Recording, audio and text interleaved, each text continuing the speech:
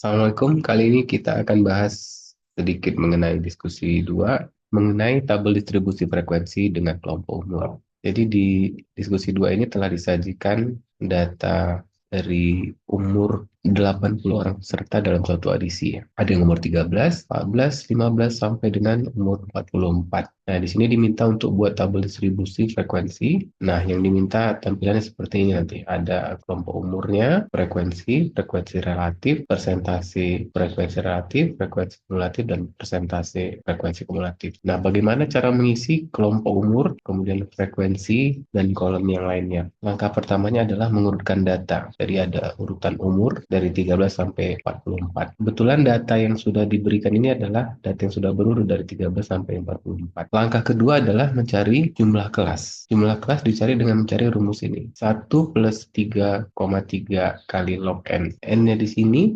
adalah jumlah keseluruhan. Kalian bisa lihat lagi di soalnya tadi ya. Di sini sudah disebutkan jumlah pesertanya. Itulah jumlah N-nya. Jadi ini jumlah N-nya. Kemudian hasilnya nanti akan diisi di sini. Misalnya ini misalnya 6,23 misalnya. Maka di sini akan diisi dengan 7 ini misal. Kemudian kita cari ringnya. Rumusnya adalah nilai terbesar kurangi dengan nilai terkecil. Kalau tadi di soal, setelah kita urutkan tadi kita mengetahui nilai terbesarnya yang ini, nilai terendahnya atau terkecilnya ini. Itu dikurangkan. Diisi di sini. Terbesar dan terkecil. Angkanya diisi di sini. Yang berikutnya adalah mencari interval. Rumusnya ring ini dibagi dengan jumlah data atau jumlah kelas. Ini jumlah kelasnya yang ini tadi, pindah ke sini. Maka didapati angkanya, kemudian kalau ada koma atau dalam bentuk desimal maka dibulatkan. Jumlah kelas tadi akan menentukan berapa banyak barisnya ya. Misalnya kelasnya ada 7 misalnya, maka ini kelas pertama, ini kedua, 3, 4, 5, 6, 7. Adapun interval itu adalah urutan. Misalnya tadi umurnya itu paling muda itu 13 sampai misalnya intervalnya 4, maka 13 sampai 16, 13 sampai 16 misalnya. Umur 13 sampai 16 ini ada berapa? Kita cek lagi. 13 sampai 16 itu ada 1, 2, 3, 4, 5, 6, 7. Berarti ada 7. Kita isi di sini 7. Frekuensi relatif ini rumusnya frekuensi dibagi dengan N-nya. Misalnya 7 dibagi N-nya. N-nya tadi misalnya dibagi 80. Maka hasilnya 0,0875. Maka secara persen itu nilainya adalah 8,75. Untuk frekuensi kumulatifnya kita ambil yang ini, kumulatif 7. Untuk yang baris kedua nanti 7